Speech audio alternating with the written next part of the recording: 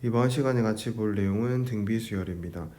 지난 시간에 우리가 이제 등차 수열이라는 걸 배웠잖아. 그러니까 등차 수열을 하면서 수열 자체가 뭔지도 좀 알게 됐고요. 그리고 그 수열에서 무엇을 중요시하는지까지도 알게 됐거든. 결국 수열에서는 규칙을 발견하는 게 중요하고 그 규칙을 나타낸 식을 일반항이라고 부를 수 있다. 그래서 등차 수열이라고 하는 거는 이름에서 알 수 있듯이 각 항들 사이의 차가 일정한 것들을 모아둔 수열이었다. 그리고 등차 수열이라는 건 일반항으로 표현해 보니까 n에 관한 1차식으로 나왔더라. 이렇게 정리할 수 있는 게 등차 수열이었던 것처럼 등비 수열도 우리가 오늘 마찬가지로 정리를 해볼 겁니다. 자, 그래서 등비 수열 같이 한번 볼 건데 이미 이름에서부터 조금 느낌이 오지? 등비 수열은 각 항들 사이의 비가 똑같은 수열이다. 그래서 이렇게 표현을 하는 거야. 첫째 항부터 차례로 일정한 수를 곱하여 만든 수열을 등비 수열이라고 하겠다. 이때 곱하는 일정한 수를 공비라고 하겠다. 자, 등차 수열에서 했던 거랑 비슷하죠. 등차 수열에서는 첫째 항부터 차례로 일정한 수를 더해서 만든 수열이었고요. 그래서 그때 더하는 일정한 수를 공차라고 했던 것처럼 이제 등비 수열에서는 이렇게 이름을 붙이겠다라고 얘기를 한 거야. 그래서 지금 이 예를 들어둔 걸 좀 보시면 이해가 더 빠르겠지. 2, 4, 8, 16, 32 이런 숫자들은 첫째 항을 2라고 봤었을 때 2씩 곱해져 나가고 있구나. 두 번째 예시를 보시면 1, 루트 3, 3, 3 루트 3, 9 이런 거는 첫째 항이 1이고 루트 30 곱해져 나가고 있구나. 그런 것들을 우리는 다음과 같이 정리해서 얘기할 수 있을 거다라는 겁니다. 됐죠? 자, 그 다음에 등비수열 관계식이라고 하는 거는 등비 수열에 이웃하는 두 항 사이 관계를 다음과 같이 얘기를 하겠다. 등차 한번 같이 생각해 볼까요? 등차 수열의 관계식은 어떻게 됐었어요? 이웃하는 두 항 사이 관계를 놓고 봤었을 때 두 개의 차가 어땠다? 일정했다. 공차 뒤로 일정했다라고 얘기를 했던 것처럼 등비 수열은 두 개의 비가 일정하다. 그러니까 여기서 말하는 n이라는 게 결국은 모르는 숫자거든. 임의거든. 그래서 저 n 자리에다가 1을 넣든 2를 넣든, 그러니까 1을 넣었다면 a1분의 a2가, 또는 2를 넣었다면 a2분의 a3이, 또는 뭐 3을 넣었다면 a3분의 a4라고 하는 것이 변하지 않고 일정한 값으로 계속 유지가 되더라. 그렇다면 우리는 뭐라고 부르겠다? 등비수열이라고 부르겠다. 그때 이 변하지 않은 일정한 b의 값을 뭐라고 부른다? 공비라고 부른다. 여기서는 뭐라고 불렀다? 공차라고 부른다. 이렇게 정리를 하시면 됩니다. 됐죠? 이런 걸 우리 이제 등비수열이라고 할 거고요. 그럼 이제 이런 등비수열의 일반항은 어떻게 됩니까? 일반항 뭘 나타낸다고요? 규칙. 그러니까 등비수열을 대표할 수 있는 항이라고 보시면 됩니다. 그래서 이 항 하나를 알게 되면 모든 항들을 알아낼 수 있다. 였던 거지. 그래서 등비수열의 일반항은 첫째 항이 A고 공비가 R인 등비수열의 일반항 AN은 다음과 같이 표기를 하겠다라고 되어 있는 겁니다. 그리고 나서 뭐 등비수열의 일반항의 특징들이 이런 형태가 될 거고, 그리고 그런 거일 때 이런 거라는 내용이 된다라고 나와 있는데, 이대로 읽으면 조금 어려울 것 같아서 선생님 다시 한번 같이 정리를 해볼게요. 자, 이 위에다가 한번, 아니다, 옆에다가 한번 정리를 해봅시다. 우리가 AN이 등비수열이래. 자, 얘가 등비수열이면 어떤 규칙을 가진다고? 이웃한 항들 사이에 B가 어떻다? 일정하다. 다르게 얘기하면 일정한 값이 계속해서 곱해져 나가서 만들어진 수열들이다.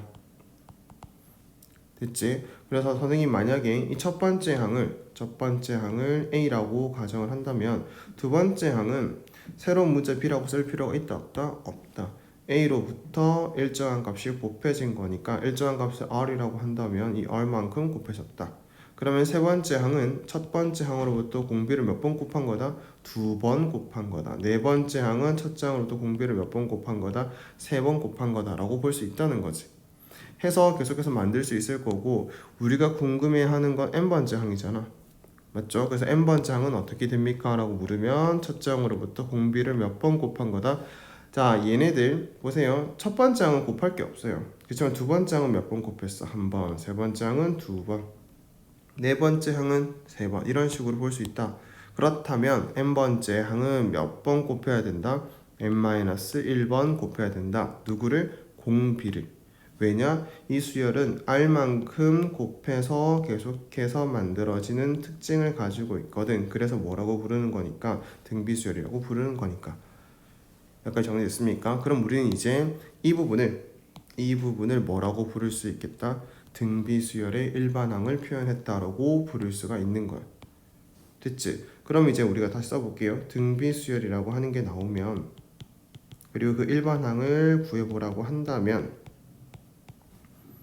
우리는 이렇게 쓰면 됩니다. 첫째 항으로부터 공비를 n-1번 곱한 거다. 됐습니까? 자, 이 식을 우리가 이제 조금 더 이제 넓게 보면 그런 거 있잖아. 등차 수열에서는 우리가 an이라고 하는 수열을 첫째 항으로부터 공차를 n-1번 더한 겁니다 라고 했지만 여기서 끝내지 않고 어떻게 갔었냐면, 자, 전개를 해서 결과적으로 이런 식이 될 거니까 변수 n에 대한 몇 차식? 1차식이라고 정리를 했단 말이야. 됐지? 그런 것처럼 얘도 한번 정리를 해볼 거예요. 자, 보시면 이 an이라는 수열은 변수를 보시면 여기가 변수잖아, n이. 이게 1이면 첫 번째 항 값을 나타내는 거고, 2면 두 번째 항을 나타내는 거고, 3이면 세 번째 항을 나타내는 겁니다. 실제로 보시면 알겠지만 3 넣어볼까요? 3. 그러면 여기도 똑같이 넣어야 되겠지. 이렇게 될 테니까 a 곱하기 r의 제곱이라고 해서 여기 있는 거랑 똑같은 결과가 나오게 돼 있지. 그러라고 우리는 일반항을 구하는 거니까. 맞지? 그럼 지금 우리가 이 n 위치 잘 생각해 보시면 이 변수 n이 어디에 붙어 있어요? 여기에 붙어 있어요. 그리고 몇 차식으로 붙어 있어요? 1차식으로 붙어 있어요. 됐지? 그러면 등비수열의 일반항은 우리가 뭐라고 볼 거냐면, 변수 n에 관한 무슨 식? 변수 n에 관한 지수 형태의 식으로 나타내어진다. 근데 이 지수에 있는 n에 관한 식은 몇 차식이 돼줘야 된다? 맞습니다. 꼭 1차식이 돼줘야 된다. 그렇다면 그런 수열을 뭐라고 부를 수 있겠다? 등비수열의 일반항이라고 부를 수 있겠다. 됩니까? 예를 들어볼까요? 선생님이 그냥 막 줄게요. an을 2n 플러스 1이라고 줬습니다. 무슨 수열이라고 읽어야 된다고? 등차 수열이야. 공차가 얼마짜리인? 2짜리인 등차 수열이야. 읽을 수 있잖아. 실제로 나열해보면 3, 5, 7 이렇게 되니까 나열해보면 확인할 수 있지만, 나열하지 않고 우리가 바로 이걸 보자마자 등차 수열이라고 읽을 수 있었던 것처럼, 만약에 bn이라는 수열이 4의 n제곱 마이너스 1이라고 나와 있다면, 자 볼게요. 변수 n, 그리고 n의 위치가 지수에 붙어 있으니까 지수식인 거 맞아. 그리고 얘가 몇 차식이야? 1차식인 게 맞잖아요. 그럼 이건 무슨 수열이다? 등비수열이야. 자, 근데 모든 등비수열이 다 똑같은 거 아니잖아. 뭘 알려줘야 되고? 맞습니다. 첫 항이 누군지를 알았어야 됐고요. 그 다음에 공비가 얼마인지도 알아야 돼요. 그래서 첫째 항이 얼마고 공비가 얼마인 등비수열이라고 얘기를 해주시면 된다는 거지. 근데 아직 우리 거기까지는 안 배웠고, 지금은 그러니까 이 식을 보면 등비수열이라고 읽을 수 있다까지는 배운 거야. 됐지? 자, 그러면 다시 위로 돌아가 볼게요. 여기로 돌아가서 얘기를 해보면, 자, 이 식이 변수 n에 관한 지수식이니까 등비수열이라고 읽을 건 알겠는데, 그럼 첫째 항은 어떻게 구합니까? 이 식에서 우리가 첫째 항을 알아볼 수 있는 방법은 뭡니까? 물론 지금이야 첫째 항을 a라고 놓고 보고 만든 식이고, 그리고 여기 그대로 왔기 때문에 선생님 첫째 항 a 아니에요 라고 할 수 있지만, 지금과 같이 변형이 돼서 나올 때도 우리가 첫째 항을 알아볼 수 있으려면 정리를 좀 해둘 필요가 있거든요. 항상 첫째 항은 등차 수열에서도 그랬고 모든 수열에서도 마찬가지입니다. n 대신에 얼마 나온 거? n 대신에 1을 대입한 거. 얘를 뭐라고 보시면 된다? 첫 항으로 보면 됩니다. 그래서 그게 a1이 될 거고요. 식 자체에다가 넣어보면 a 곱하기 r의 0제곱이 돼서 a라고 나오게 된단다. 됐지? 자, 그 다음 이제 공비는, 자, 이게 첫 항의 해결 방식이었다면 그럼 공비는 어떻게 찾을 거예요? 라고 물었을 때 공비는 아까도 말했듯이, 야, 우리가 공비 r이라고 생각하고 했기 때문에 지금이야 공비 r이 잘 보이겠지만 딴 식에서는 안 보일 수 있잖아요. 그래서 형태를 잘 보시면 공비는 여기 잘 보면 n 앞에 있는 개수가 1일 때 여기를 공비라고 부르는 거야. 이해했을까요? 그래서 지금은 n의 볼게요. 이렇게 쓸게요. 밑이 있을 거야. 분명히 밑이 있을 건데 n의 개수까지 생각을 한 요만큼을 우리는 공비라고 불러주시면 됩니다. 만약에 지금 이 말이 설명은 더 하겠지만 만약에 이것들이 이해가 안 된다면 나열하면 충분히 알 수 있을 거예요. 한번 해볼게요. 자, 첫 항은 n 대신에 얼마 넣을 거라고요? 1 넣으면 됩니다. n 대신에 1을 넣어보니까 어떻게 돼요? 2의 세제곱이 되지. 그럼 첫 항은 8이라고 해주면 돼요. 자, 공비는 방금 했던 방식에 의하면 밑이 누구예요? 2예요. 그리고 n의 개수가 누구예요? 4예요. 그래서 이거를 뭐라고 부르면 된다고요? 공비라고 부르시면 됩니다. 근데 만약 이 방법이 어렵대. 그럼 주어져 있는 수열이 그래도 뭔지는 아니까 등비수열인 건 알았다는 얘기잖아 우리가. 그러면 나열 한번 해보는 거지. 1 넣어볼때 1 넣어보니까 2의 세제곱 된대. 계산하는 건 아니에요. 자, 2 넣어볼게요. 2 넣어보면 어떻게 돼요? 2의 7제곱이 됩니다. 3 넣어보면 2의 11제곱이 되겠지. 얘네들 등비수열인 거 알았으면 얼마씩 곱해져 나가는지만 확인해보면 되는데 2의 4제곱씩 곱해져 나가네. 그래서 공비가 2의 4제곱이야 라고 해도 된대. 근데 생각해봐. 시간이 누가 더 빨라? 아까 선생님이 X친 이게 훨씬 더 빠르지. 그래서 지금 이 정도를 기억을 해두시면 좋다는 거지. 밑 포함해서 n의 개수까지 가주면 그게 결국은 공비가 될 것이다. 이해했니? 자, 그래서 우리가 지금 여기까지 하면 뭐를 등비수열로 볼 수 있을 거다. 식으로 봤었을 때도 어떤 형태의 식이면 등비수열로 볼 수 있을 거다까지 됩니다. 됐죠? 물론 선생님이 좀 이제 이걸 가지고 확장을 시켜서 이런 것까지도 한번 해보실 수 있으면 더 좋겠는데 얘기를 잠깐 해볼게요. 자, AN이 등비수열이래. 자, 그때 AN 더하기 AN 더하기 1은 무슨 수열일까? 또는 뭐 AEN은 무슨 수열일까? 또는 AN의 제곱은 그럼 무슨 수열일까?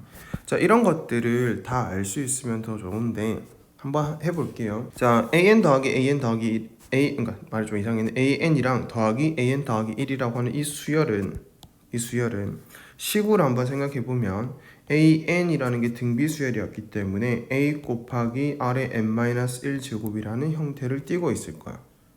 맞지? 그럼 이제 이 형태도 마찬가지로 식을 써보면 AN이라는 건 A 곱하기 R의 n-1 제곱이고요. AN 플러스 1이라고 하는 거는 n 대신에 n 플러스 1을 넣었다라고 볼 수 있겠지. 식의 의미에서는. 물론 수열의 의미에서 나열된 것의 의미에서 보면 이거 다음 항입니다 라고 생각해서 여기다가 얼마를 더 곱해도 된다? r을 더 곱해도 됩니다. 그렇게 쓰면 a 곱하기 r의 n제곱이 될 거고, 또는 식의 의미에서 이 식에다가 n 대신에 n 플러스 1을 넣었습니다 라고 해도 똑같은 결과가 나올 거니까 편한 대로 하시면 됩니다. 됐습니까? 여기까지? 어쨌든 이런 식이 만들어졌어요. 이런 식이 만들어졌는데 이걸 좀 정리를 한번 해보자 라고 생각을 해서, 자, a가 공통이고요. 그 다음에 여기 하나가 R의 n-1제곱이고 여기는 R의 n제곱입니다. 누가 더 차수가 작냐라고 물으면 R의 n-1제곱 더 작잖아? 그럼 쟤네들로 묶어내 볼게요. 그럼 A 곱하기 R의 n-1제곱으로 묶어냈다. 앞에 거는 1만 있을 거고 뒤에는 R이 있을 거다.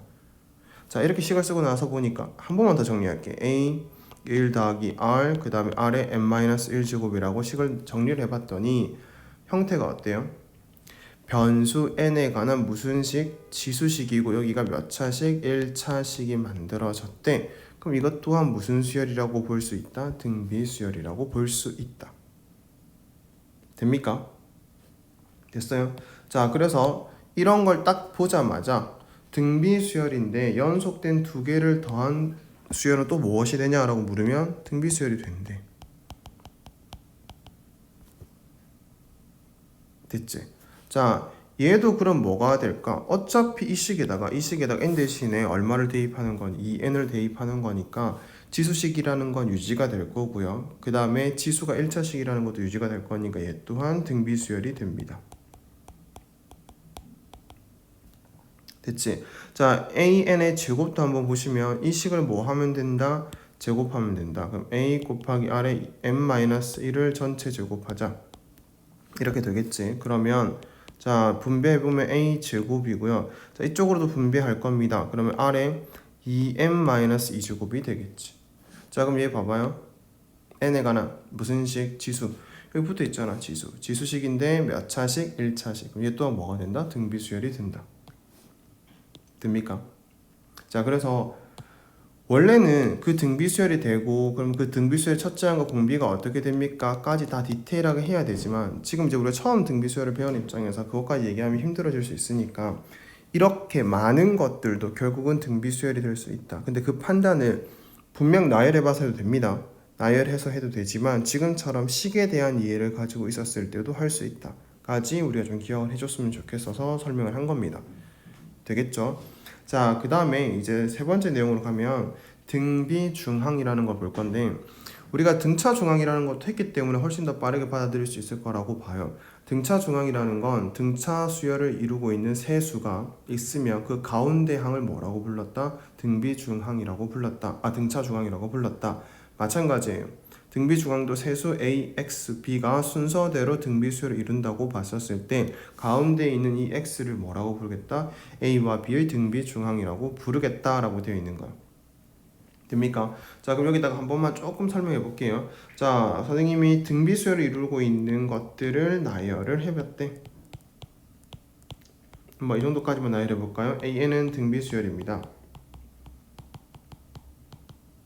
자, 그러면 만약 얘네 세 개를 갖고 얘기를 한다면 세수가 등비 수열을 이루고 있는 거잖아. 그러니까 이 가운데 항을 뭐라고 부르자? 등비 중항이라고 부르자라고 할 겁니다. A3과 A5의 등비 중항.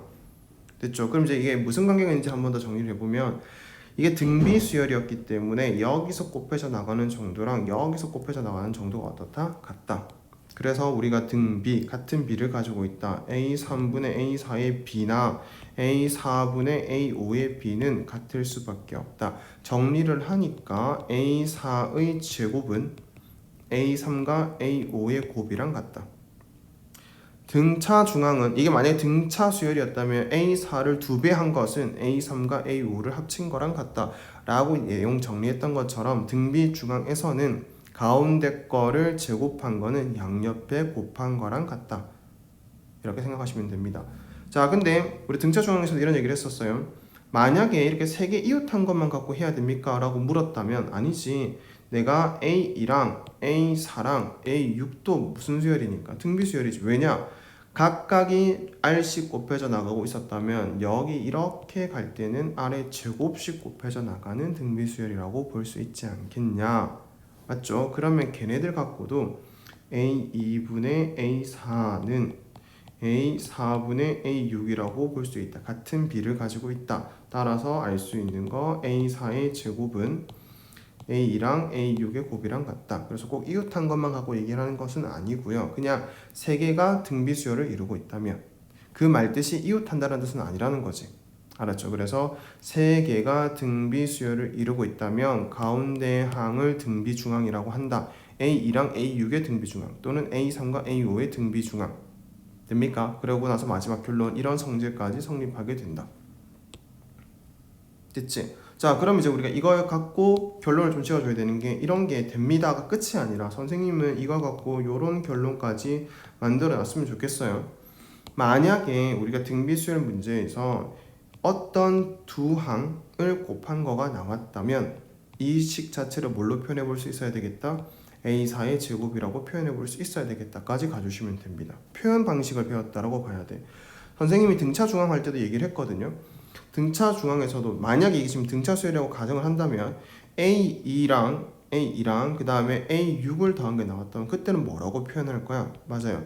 A4를 2배 한 거랑 같다라고 표현하는 방식을 배운 거야. 그래서 등비일 때랑 등차일 때랑 우리가 구분을 했었을 때 등비에서는 등비 중항을 이용할 때는 두 개의 곱이 나오면 이렇게 표현하는 걸 배운다. 등차에서는 두 개의 합이 나오면 이 두 개의 더한 것을 이렇게 바꿔 표현할 수 있다는 것을 배운다 라고 결론을 지어주시면 제대로 배웠다라고 볼 수 있을 것 같아요. 됩니까? 자, 그래서 우리가 등차 수열에서보다는 훨씬 더 힘을 좀 빼고 빠르게 진행을 했거든요. 수열이라는 걸 저를 잘 받아들일 수 있을 것 같아서. 자, 결론을 정리하면 등비의 수열이라고 하는 거는 수열사의 규칙이 일정한 비를 가지는 거다. 이웃한 두 항 사이의 비가 일정하다. 또는 첫째 항으로 차례로 일정한 수를 곱하여서 만드는 것을 등비 수열이라고 하겠다. 따라서 일반 항을 구해보면 이 AN이라고 하는 놈은 첫째형 A로부터 공비를 n-1번 곱해서 만들어진 거다. 그리고 이런 식의 특징은 여기 보시면 알겠지만 지수식으로 나오는데 이 지수에 해당하는 부분이 몇 차식이 돼야 된다? 변수 n에 관한 1차식이 돼줘야 된다. 그랬을 때 첫째항과 공비를 구해가는 방식들을 여기다가 다 설명을 했던 겁니다. 됐죠? 자, 그 다음에 이제 등비중항. 등비중항이라고 하는 것은 세수가 등비수열을 이룬다고 봤었을 때 가운데 항을 등비중항이라고 부를 거고 그 가운데 항을 제곱한 것을 양옆에 곱한 거랑 같다라는 걸 알게 됐었고 결론은 그렇다면 등비수열을 이루고 있는 문제에서 두 항의 곱이 나오면 가운데 항의 제곱으로 표현할 수 있다라는 걸 배웠다. 이렇게 생각을 해주시면 됩니다. 됐습니까? 자, 그럼 이제 우리가 문제를 볼게요.